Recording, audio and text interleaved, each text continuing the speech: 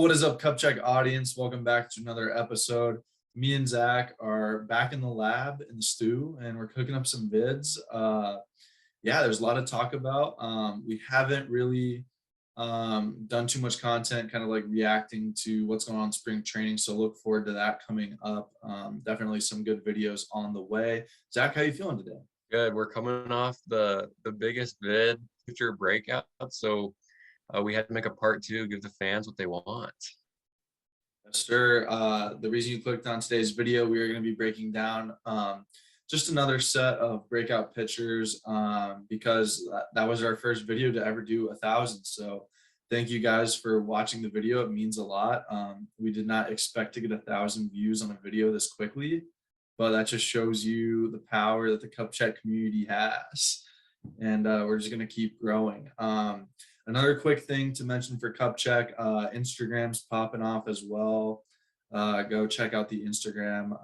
The @ is in the channel banner, and it should also be in the description, but sometimes I get a little lazy with that. But also, the Cup Check TikTok is also pretty fun right now. Kind of some exclusive content over there and some like videos of players, etc., breaking down stuff. And our first ever TikTok was Zach interviewing another Zach Hample, got like 70,000 views. So big shout out to Zach for just going up to Zac Hample and getting a vid for us. Yeah. I mean, I'm not a huge TikTok guy, but I had to do what I had to do. All right, so let's get into today's list. Zach, you want to kick us off with your first breakout in our second part of breakout pitchers? Yeah, my first breakout, back again with another red. For the breakouts, I like starting off with the red. I'm going Nick Lodolo. Nick Lodolo is the 42nd overall prospect in the MLB. And this spring training so far, hot start, only 7.1 innings, but he has a 1.23 ERA with 9 Ks. And saw some video. Maybe we could throw a video of this in. I'm not sure. But he's got a Chris Sale-esque slider. It's pretty filthy. And when I'm comparing someone to Chris Sale, that is definitely a compliment. So yeah, that's Nick Lodolo, my first breakout. Yeah, I mean, Nick Lodolo's always been kind of filthy. He got put in MLB The Show, so like a lot of people know who he is just because how good he was on the show, being that like really freakishly tall lefty with kind of a wonky delivery. But Nick Lodolo, also a guy that co-host Trent Moore has been very high on for a very long time. The only thing to kind of like be a little hesitant about Lodolo other than the stuff is like it's just his first year, so we'll have to see how long it really takes him to break out. But this is a guy that could definitely be a star in the league one day. But it just also doesn't really help that he's pitching at Cincy. But like as far as like stuff, like the dude's gonna be absolutely filthy. And I think he's a good like late round grab because the ADP on him is going to be pretty low. So you're going to be able to get him really affordable, like for an affordable price. I'm not even sure if he was drafted in our league. Yeah, I don't think he was, surprisingly. But people have been wondering if he's going to be up. He'll definitely be up this year because the Reds are terrible. And this is the perfect year for them to try out these prospects that they've been holding back. So yeah, I mean, it'll be interesting to see if they do what the Pirates did with O'Neal Cruz and kind of just like start him in the minors to manipulate, which I was hoping the manipulation was going to be over, but it's just not looking like it. So Lodolo, a guy to keep an eye on to see if he breaks camp here in the next few days. For my first pitcher breakout, this is one who I wasn't really, I didn't know a whole bunch about him until I was talking to Trent. Aaron Ashby. This is a guy who I believe he's the number 3 prospect in the Brewers organization. Left-hander with just electric stuff. And I think he's going to get a legitimate chance to start games this year. We'll have to see how that pans out. But last year, not the greatest start to his career. 31 innings with, let me see if I can find the ERA. 4.55 ERA, so pretty rough. But what's exciting about this guy is in the minors, he threw 63 innings with 100 strikeouts. So he just has that like left-handed swing and miss stuff. And we all know how the Brewers develop pitchers. So just another guy to keep an eye on because Brewers really be finding these diamonds in the rough when it comes to pitchers. And just another guy, kind of like Corbin Burns was last year, who didn't have a ton of innings but had a lot of strikeouts. So maybe he takes that like next leap into stardom, and maybe the Brewers add on another monster in that rotation. Yeah, he showed that he's got really good stuff last year. He came up in the middle of the season. And also, like you were saying, he's just surrounded by such crazy talent in Yeah. that bullpen and the starting rotation. So he's got people to learn from. Iron sharpens iron. So that should help him out for sure. Yeah, I mean, he's gonna be playing catch with like Woodruff, Burns, and Peralta, and then Hader, and like the people surrounding him all succeed. So when you're kind of in that environment of success, it kind of breeds more success. Another thing to note, he actually had a 3.5 FIP last year. So like maybe the ERA was a little inflated. FIP being a stat that kind of shows like how good you actually were when you kind of take out it's just independent pitching, so it takes out kind of the BS. So 3.58 really isn't terrible for a rookie season, especially with the swing and miss stuff that guy has. For sure. I love me some Aaron Ashby. Moving on with my second breakout, I have Joe Ryan. This is a guy that is really primed to have a breakout year. He came up last year, 26 innings, so small sample size, 30 Ks. And another thing I love about this guy is he was drafted by the Rays. So anything when the Rays are involved with a pitcher, there's some definite potential there because their scouting for pitchers is second to none in the MLB. And dude's got a sneaky fastball, so it's not the fastest thing. It's not quite in that upper 90s region.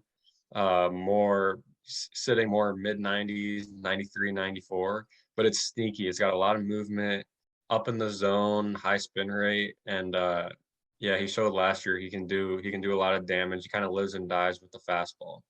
Yeah, and in the minors, 92 strikeouts in 66 innings with a pretty decent ERA. It's just another guy who really has that swing and miss stuff. And I believe he's on Minnesota right now. Right. So Yep. just another exciting team that we're gonna have to see what their makeup is like this year. But definitely really solid defense behind him with probably Gold Glover, Buxton, and Correa now. So just like I mean, Really that's good just a team. lot of like added confidence for any pitcher having guys like that behind you ready to back you up. Yeah, and he's a guy that went in our draft.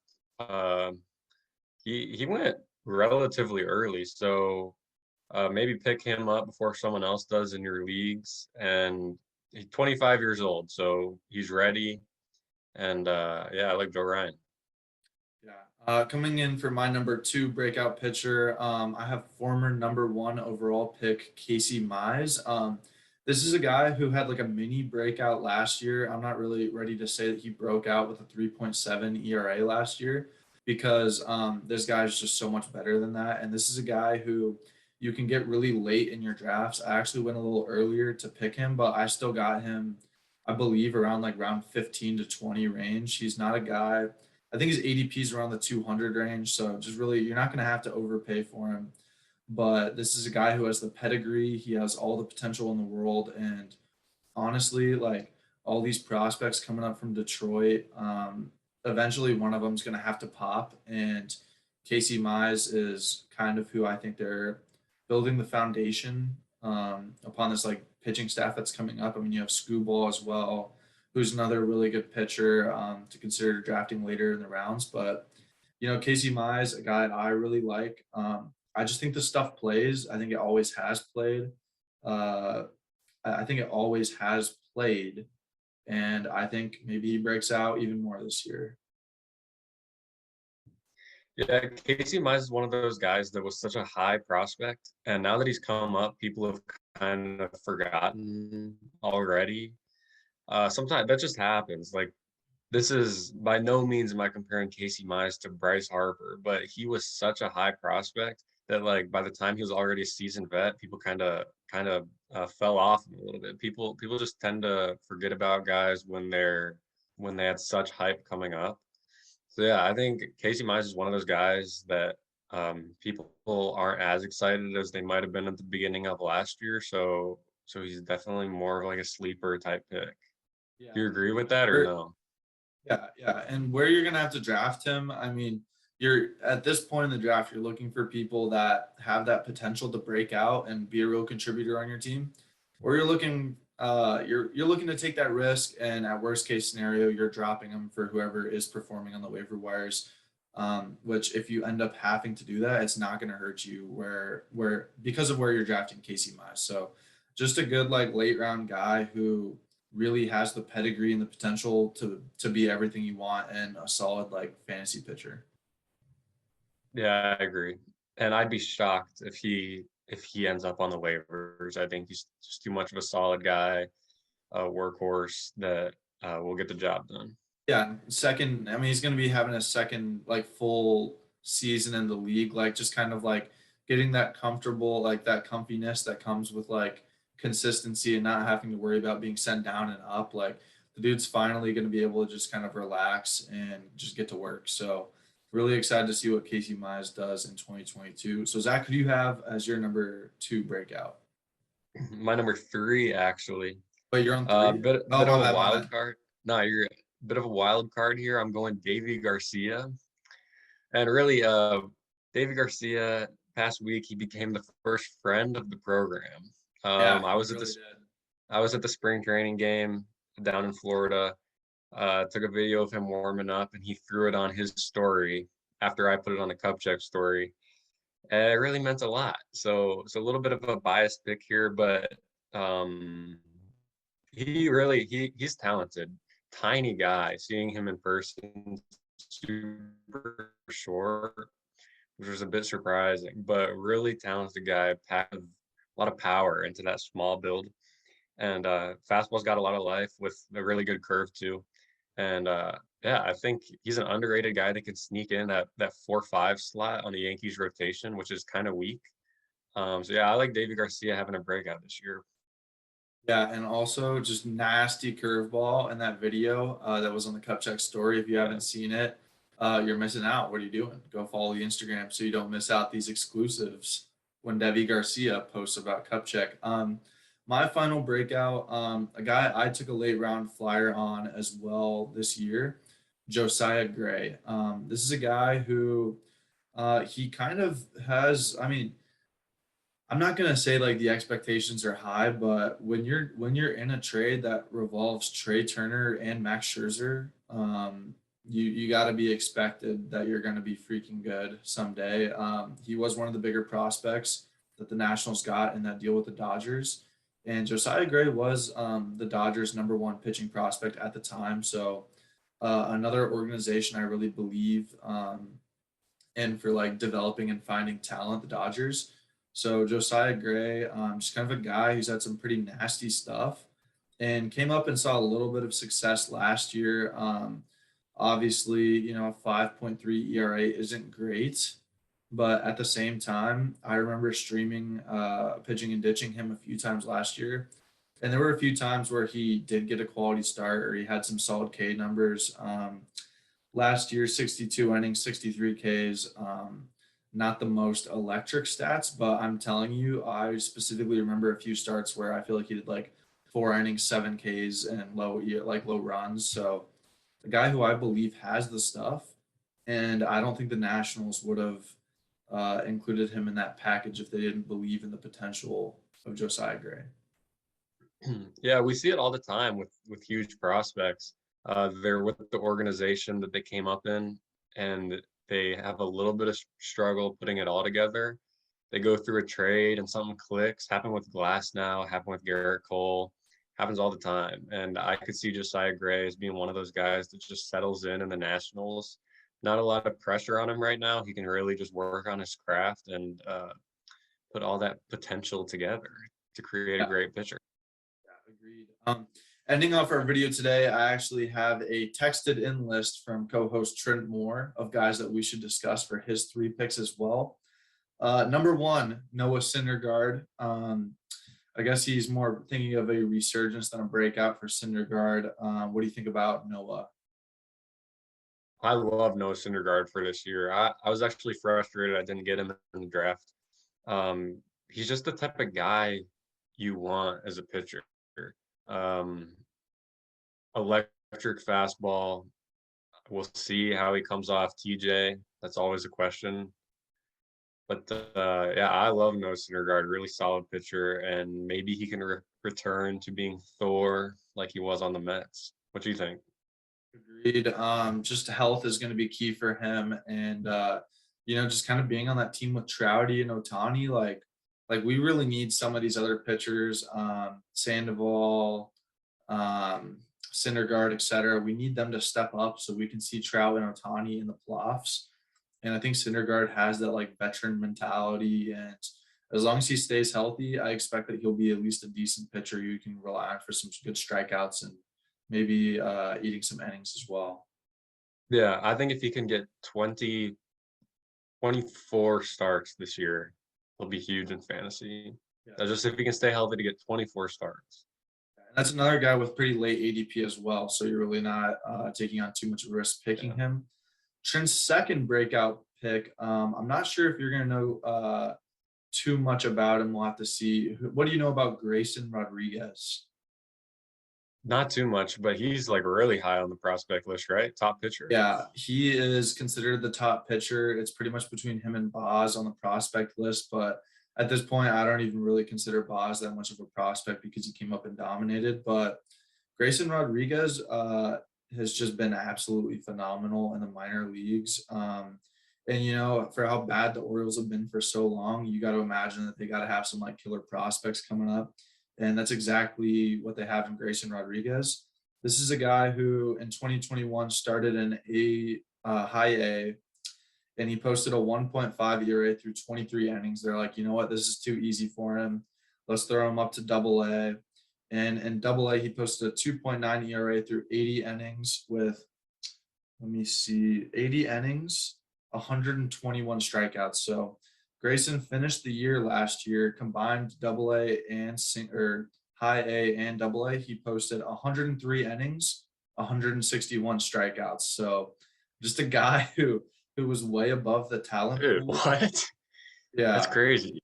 That is insane. A guy who's way above the talent pool. He also had a .82 WHIP, so this dude was not letting on. Like he was averaging less than a runner an inning, which is really impressive as well. Only 27 walks in the 103 innings, so just really good control and stuff as well. This is a guy who you probably don't need to draft, especially in just like regular category leagues that aren't dynasty, but a guy to keep an eye on just in the waivers. And if Orioles are feeling a little progressive, maybe they'll bring him up, and we'll see some dominance out of Grayson Rodriguez this year. Dude, I hope Baltimore needs something. I hope Rushman goes off. I hope this guy goes off, and I hope that there's a little bit of excitement in Baltimore this year.